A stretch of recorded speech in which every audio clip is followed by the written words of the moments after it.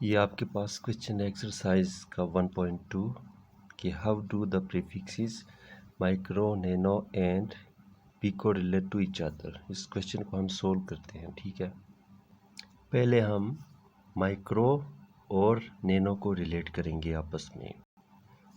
तो अब आप देखें कि माइक्रो और नैनो में लिखने के लिहाज से जो नंबर बड़ा होगा उसको आप लेंगे यहाँ पे। जैसे कि मैंने यहाँ पे लिख दिया 1 नैनो इक्वल्स 10 पावर माइनस 9। अब मैं 10 पावर माइनस 9 को ऐसे में ब्रेक कर लूँगा कि वहाँ पे माइक्रो भी आ जाए। फिर पहले से आपको पता होना चाहिए कि माइक्रो इक्वल होता है 10 पावर माइनस 6 के। तो इस बात को जानते हुए मैंने यहाँ पे लिख दिया 1 नैनो को 10 power minus 3 multiplied by 10 power minus 6। देखें बेसिस सेम है तो प्रोडक्ट के अंदर पावर्स ऐड होती हैं। तो 10 power minus 6 multiplied 10 power minus 3 equal होता है 10 पावर माइनस 9 के ही। ठीक है, तो मैंने ब्रेक करके इस शेप में इनको मैंने लिख दिया। तो आपको पहले से पता है कि 10 पावर माइनस 6 जो है वो माइक्रो के इक्वल होता है। तो अब मैं लिख सकता हूँ 1 नैनो इक्वल होता है 10 पावर माइनस 3। इसकी जगह मैं यहाँ पे लिखूँगा माइक्रो के। तो ये आपका रिजल्ट है। This equation relates nano with micro.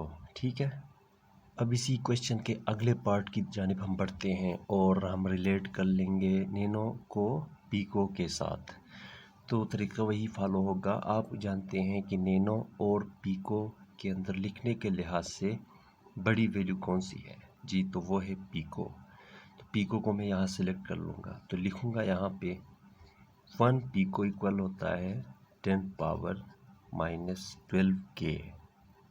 आप ये भी जानते हैं कि नैनो इक्वल होता है 10 पावर माइनस 9 के। तो मैं 10 पावर माइनस 12 को ब्रेक कर लूँगा दो फैक्टर्स में, और दोनों में से एक फैक्टर होगा 10 पावर माइनस 9। ठीक है, तो देखें यहाँ पे 1 पिको बराबर है, इसको मैं ब्रेक करने जा रहा हूँ 10 power minus 3 multiplied by 10 power minus 9। जी बेसिस सेम हो तो पावर्स ऐड हो जाती हैं। तो 12 को मैंने लिखा 9 और 3 की शेप में। ठीक है, जैसे कि माइनस 9 माइनस 3 इक्वल होता है माइनस 12 के। तो इस वैल्यू पे के ऊपर कोई फ़र्क नहीं पड़ा। इसको आगे बढ़ते हैं, लिखेंगे आप। ये अब शायद अब नज़र नहीं आ रहा होगा। अब देखें ये 10 power minus 3 multiply by 10 power minus 9 है। ठीक है, इसको आगे कंटिन्यू करते हैं। 1 पिको इक्वल्स 10 पावर माइनस 3, ये एज इट इज़ यहाँ पे आया। 10 पावर माइनस 9 की जगह मैं लिखता हूँ यहाँ पे नैनो। ये इसकी कन्वर्जन है। ठीक है, तो इन सारों को आप नोट करते जाएं। अब हम कर लेंगे पिको और माइक्रो की कन्वर्जन। तो वही मेथड यहाँ पे फॉलो कर लें आप। इन दोनों क्वांटिटीज़ में से जो क्वांटिटी लिखने के लिहाज से बड़ी है, मैग्नीट्यूड की नहीं, लिखने में जो बड़ा जो वैल्यू बनती है उसको आप सेलेक्ट कर लेंगे यहाँ पे। ठीक है, तो पिको होता है 10 पावर माइनस 12 के और माइक्रो होता है सिर्फ और सिर्फ 10 पावर माइनस 6 के। तो दोनों में से पिको बड़ा है ना, तो आप लिखेंगे pico. 1 pico equal 10 power minus 12। ठीक है, अब हम ब्रेक कर लेंगे इस क्वांटिटी को दो ऐसे फैक्टर्स में कि एक फैक्टर जो है वो माइक्रो के इक्वल हो। तो इस इक्वेशन का लेफ्ट साइड ऐसे ही आया, इक्वल टू भी का साइन भी ऐसे ही आया। तो मैंने 10 पावर माइनस 12 को दो फैक्टर्स में ब्रेक किया। 10 power minus 6 multiply 10 power minus 6, basis same हो तो पावर्स ऐड होती हैं। तो ये वैल्यू एज इट इज़ यहाँ पे आ गई। तो देख सकते हैं 10 पावर माइनस 6 जो है वो पिको नहीं माइक्रो के इक्वल होता है। ठीक है, अब आप ऐसे लिखेंगे कि 1 pico is equal to 10 power minus 6 micro. यह आपकी कन्वर्जन है। ठीक है, नहीं अगर आप चाहते हैं तो आप ऐसे भी लिख सकते हैं कि 1 pico is equal to micro into micro, क्योंकि ये भी माइक्रो के ही इक्वल है। ठीक है, तो ये बनेगा कि पिको बराबर होता है माइक्रो के स्क्वायर के। ठीक है, तो ये आपका प्रॉब्लम 1.2 सॉल्व हो गया। तो इसी वीडियो में हम अगले प्रॉब्लम की तरफ जाएंगे। 1.3 क्वेश्चन में लिखा है your hair grows at a rate of 1 millimetre per day. अब आप इसको कन्वर्ट करके लिखेंगे find the growth rate in nanometre per second. ये क्वेश्चन थोड़ा बहुत जो है वो पिछले क्वेश्चन के साथ इंटरलिंक करता है। यहाँ पे बस यूनिट्स को प्रीफिक्स कन्वर्जन करनी है, ठीक है। तो इसको हम कर लेंगे, बहुत इजी क्वेश्चन है, आप देख लीजिएगा, इसको साथ साथ नोट भी कर लेना। और ये क्वेश्चन जो है वो एग्ज़ाम पॉइंट ऑफ व्यू के लिहाज से काफ़ी ज़्यादा इम्पोर्टेंट भी है। तो मैं इस क्वेश्चन को जैसे भी सोल्व करता हूँ तरीका आपने भी वैसे ही फॉलो करना है। सबसे पहले मैं लिखूँगा इस क्वेश्चन का डेटा के बाद सोल्यूशन लिख के उसको तरतीब के साथ हल कर लूँगा, ठीक है। तो एग्ज़ाम में भी आपने ऐसे ही करना है, क्वेश्चन को क्वेश्चन पेपर से आंसर शीट पे नोट नहीं करना, डायरेक्ट आप डेटा लिख के उसको ऐसे सोल्व करते हैं। तो देखिए मैंने यहाँ पे लिखा है क्वेश्चन 1.3, ठीक है। क्वेश्चन पूरा लिखने की ज़रूरत नहीं है, यहाँ पे मैंने लिख दिया है डेटा। तो आपके पास गिवन डेटा था, हेयर का ग्रोथ जो है वो एक दिन में 1 मिलीमीटर ग्रो करते हैं। अब आप उसको कन्वर्ट करना है नैनोमीटर पर सेकेंड, मतलब मिलीमीटर्स को आप कन्वर्ट कर लेंगे नैनोमीटर्स में, और डे को कन्वर्ट कर लेंगे सेकेंड में, मतलब एक दिन में कितने सेकेंड होते हैं। इसी तरह 1 मिलीमीटर में कितने नैनोमीटर्स होते हैं। तो इनको जस्ट सिंपली कन्वर्ट करके अपना आंसर बनाएंगे हम यहाँ पे, ठीक है। अगले स्टेप में लिखेंगे यहाँ पे सॉल्यूशन, और जो डेटा गिवन था उसको मैंने यहाँ पे लिख दिया। अब मिलीमीटर, ठीक है, मीटर तो एज इट इज़ यहाँ पे रहेगा, क्योंकि मीटर में हमें चाहिए आगे, लेकिन हमें मिली नहीं चाहिए। तो सबसे पहला काम हमारा ये होगा कि हम इस मिली को ख़त्म कर लें, फिर बाद में कहीं जाके हम यहाँ पे नैनो इंट्रोड्यूस करवाएंगे, ठीक है।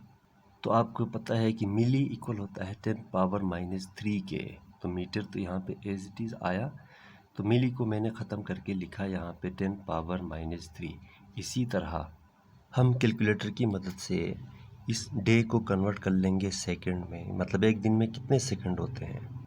तो देखिए यहाँ पे 1 डे है ना, तो आप लिखेंगे कैलकुलेटर पे 1 डे के लिए, ठीक है। फिर एक दिन में 24 सेकंड होते हैं ना, तो इसको मैंने 24 से मल्टीप्लाई कर लिया। फिर सॉरी, एक दिन 24 घंटे होते हैं तो 24 से मल्टीप्लाई कर लिया। फिर हर घंटे में 60 मिनट्स होते हैं तो 60 से अगेन मल्टीप्लाई किया, और हर मिनट के अंदर 60 सेकंड्स होते हैं तो फिर 60 से एक बार फिर मल्टीप्लाई कर लिया। तो मेरा रिज़ल्ट आया 86,400। शायद कैलकुलेटर पे आपको नज़र आ सकता हो यहाँ।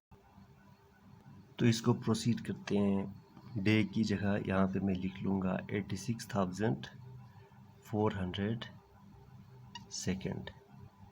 अब हम कैलकुलेटर से इस 10⁻³ और 86,400 को डिवाइड कर लेंगे।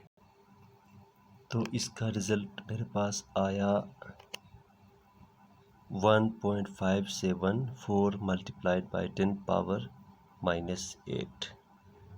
ये मैंने यहाँ पे लिख दिया, मीटर पर सेकंड में हमारा आंसर आया, ठीक। लेकिन हमें मीटर पर सेकंड में रिज़ल्ट नहीं लाना, हमने नैनोमीटर पर सेकंड में रिज़ल्ट लेके आना है। अब यहाँ पे मैं किसी तरह नैनो इंट्रोड्यूस करवा लूँगा। तो आप जानते हैं कि नैनो 10⁻⁹ के इक्वल होता है, और मेरे पास यहाँ पे 10⁻⁸ है। अब इसका सिंपल तरीका ये है कि इस डेसिमल पॉइंट को आप एक डिजिट राइट साइड की तरफ शिफ्ट कर लेंगे इस तरह। तो ये जो 10 का पावर है वो एक दर्जा डिक्रीज़ हो जाएगा, मतलब नेगेटिव में वो इंक्रीज़ कर लेगा, ठीक है। तो इसका मतलब ये है कि यहाँ बनेगा 11.57 मल्टीप्लाई 10⁻⁹ मीटर पर सेकेंड। जी, तो ये बस लास्ट स्टेप बचता है इसके बाद। अब 10⁻⁹ नैनो के इक्वल होता है, ठीक है। तो मैं लिखने लगा हूँ 11.57, 10⁻⁹ की जगह मैं लिखूँगा यहाँ पे नैनो का सिंबल है एन यहाँ पे लिख दिया, और जो यूनिट यहाँ पे है मीटर पर सेकेंड, उसको आपने ऐसे ही यहाँ पे लिख दिया। This was the growth rate of hair required in nanometre per second. ये आपका फाइनल आंसर है, ठीक है जी। तो अब हम चलते हैं अपने अगले क्वेश्चन की तरफ, जो काफ़ी इम्पोर्टेंट है। वो है आपका क्वेश्चन नंबर 1.10 प्रॉब्लम का, और इसको भी हम सोल्व करते हैं। A chocolate wrapper is 6.7 centimetre long and 5.4 centimetre wide next question है प्रॉब्लम नंबर 1.10 बुक में। A chocolate wrapper is 6.7 centimeter long and 5.7 centimeter wide. Calculate its area up to reasonable number of significant figures. तो इस question को solve करते वक्त हम normal तरीके से एरिया मालूम कर लेंगे, ठीक है। तो क्वेश्चन का नंबर यहाँ पे लिख दिया, क्वेश्चन पूरा नहीं लिखा, डेटा इसका हमें जो दिया था वो लिख दिया। लेंथ उसकी थी 6.7 सेंटीमीटर, विड्थ उसकी 5.4 सेंटीमीटर, एरिया हमें नहीं पता। तो एरिया तो इसको मैं सोल्यूशन कर लेता हूँ। आप जानते हैं कि एरिया इक्वल होता है लेंथ मल्टीप्लाइड बाय विड्थ, क्योंकि ये एक चॉकलेट रेपर है जिसकी ये लेंथ है, ये उसकी विड्थ है, वो रेक्टेंगुलर शेप में होती है। तो एरिया उसका रेक्टेंगल का एरिया के इक्वल होगा, जो कि लेंथ और विड्थ के प्रोडक्ट के इक्वल होती है। अब अगले स्टेप में हम वैल्यूज़ को पुट कर लेंगे लेंथ और विड्थ की। तो यहाँ पे हमने लेंथ और विड्थ की वैल्यूज़ पुट कर ली, तो एरिया सेंटीमीटर स्क्वायर में आएगा। तो कैलकुलेटर लेते हैं, तो इन दोनों का प्रोडक्ट हमारे पास कैलकुलेटर में आ चुका है 36.18। तो हमने यहाँ पे लिख दिया एरिया इक्वल 36.18 सेंटीमीटर स्क्वायर। तो जिन दो नंबर्स के प्रोडक्ट के नतीजे में 36.18 आया है, उन दोनों नंबर्स की तरफ देखें। यह है 6.7 और 5.4। 6.7 के अंदर सिग्निफिकेंट फिगर्स की तादाद 2 है, और 5.4 के अंदर भी सिग्निफिकेंट फिगर्स की तादाद क्या है, 1 2। तो हमारा जो प्रोडक्ट है उसके अंदर भी सिग्निफिकेंट फिगर्स की तादाद लीस्ट होनी चाहिए। मतलब जिन नंबर्स को मल्टीप्लाई करने से आंसर आया है, तो हमारे आंसर में भी उतने ही सिग्निफिकेंट फिगर्स हों जितने कम सिग्निफिकेंट फिगर्स उन नंबर्स के अंदर थे जो आपस में मल्टीप्लाई हो रहे थे, ठीक है। मतलब यहाँ पे सिग्निफिकेंट फिगर्स हैं 2, यहाँ पे हैं, यहाँ पे भी 2 हैं। तो जो लीस्ट जो सिग्निफिकेंट फिगर्स की तादाद है वो हमारे आंसर में होने चाहिए। तो यहाँ पे लीस्ट तो खैर नहीं है, इधर भी 2 इधर भी 2, आंसर में भी सिग्निफिकेंट फिगर्स की तादाद 2 होगी। तो हमारा आंसर जो है वो राउंड ऑफ होके जाएगा 2 सिग्निफिकेंट फिगर्स की तरफ। मतलब अब 8 और 1 को राउंड ऑफ कर लेंगे, हमें सिर्फ 2 डिजिट्स चाहिए जो कि यहाँ पे होल नंबर्स हैं, ठीक है।